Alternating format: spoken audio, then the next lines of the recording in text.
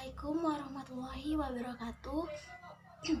Perkenalkan, nama saya Intan Suryani, NIM 20410502018. Saya dari kelas Ekonomi Syariah 2, Fakultas Ekonomi dan Bisnis Islam. Di sini saya akan menanggapi video dari Bapak Dr. Abdul Wadud Nafis LC.MEI tentang ekonomi dua sektor atau ekonomi tertutup tanpa kebijakan pemerintah. Pengertian ekonomi dua sektor adalah perekonomian yang terdiri dari sektor rumah tangga dan perusahaan. Merupakan bentuk yang paling sederhana dari analisis makroekonomi mengenai perusahaan tingkat kegiatan ekonomi suatu negara. Kemudian diagram alir perekonomian dua sektor. Ada rumah tangga produsen dan konsumen. Yang diterima dari rumah tangga produsen kepada rumah tangga konsumen adalah barang dan jasa yang dijual kepada konsumen, dan produsen akan memperoleh uang ketika barang dan jasa tersebut dijual. Selanjutnya, pendapatan dalam perekonomian dua sektor. Yang pertama, sektor perusahaan yang menggunakan faktor-faktor produksi yang dimiliki rumah tangga. Yang kedua, kegiatan besar pendapatan yang diterima rumah tangga akan digunakan untuk konsumsi, yaitu membeli barang dan jasa yang dihasilkan oleh sektor perusahaan. Kemudian yang ketiga, sisa pendapatan rumah tangga yang tidak digunakan untuk konsumsi akan ditabung dalam institusi-institusi keuangan. Yang keempat, pengusaha yang ingin melakukan investasi akan meminjam tabungan rumah tangga yang akan dikumpulkan oleh institusi-institusi keuangan. Kemudian hubungan antara konsumsi dan pendapatan.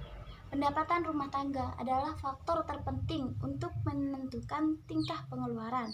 Keterangannya, yang pertama, pada pendapatan yang rendah rumah tangga mengambil tabungan ini berarti rumah tangga harus menggunakan harta atau tabungan masa lalu untuk membiayai konsumsi.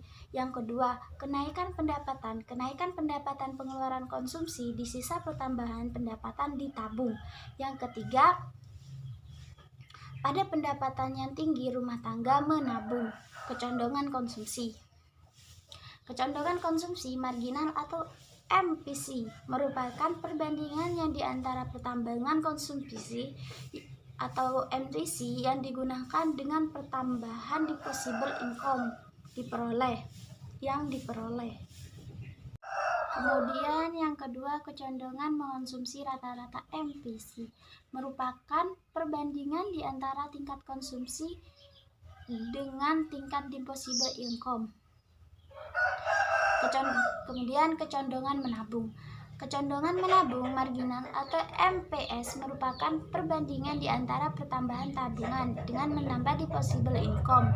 Yang kedua, kecondongan menabung rata-rata menunjukkan perbandingan di antara tabungan dengan pendapatan disposable. Fungsi konsumsi dan tabungan. Fungsi konsumsi yaitu fungsi yang menggambarkan sifat hubungan antara tingkah konsumsi rumah tangga dan perekonomian dengan pendapatan nasional atau pendapatan disposable. Fungsinya C sama dengan A ditambah B Y. C sama dengan A ditambah B Y D, di mana A konsumsi rumah tangga saat pendapatan nasional sama dengan 0, B sama dengan MPC. Fungsi tabungan yaitu suatu fungsi yang menunjukkan sifat hubungan antara tingkat tabungan rumah tangga dan perekonomian dengan pendapatan nasional atau pendapatan disposable. Fungsi tabungan S sama dengan dikurangi A ditambah buka kurung 1 dikurangi tutup kurung Y. S sama dengan dikurangi A ditambah buka kurung 1 dikurangi B tutup kurung YD. Investasi dan fungsi investasi. Yang pertama, pengertian investasi. Investasi sering dikenal dengan nama penanaman modal. Investasi merupakan komponen kedua yang menentukan pengeluaran agregat.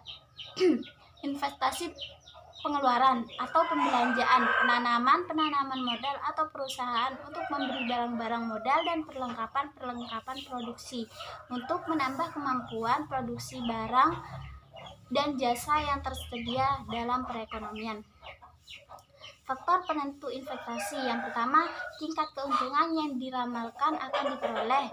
2. Suku bunga. Yang ketiga, ramalan mengenai keadaan ekonomi di masa depan. Yang keempat, kemajuan teknologi. Yang kelima, tingkat pendapatan nasional dan perubahannya. Yang keenam, keuntungan yang diperoleh perusahaan.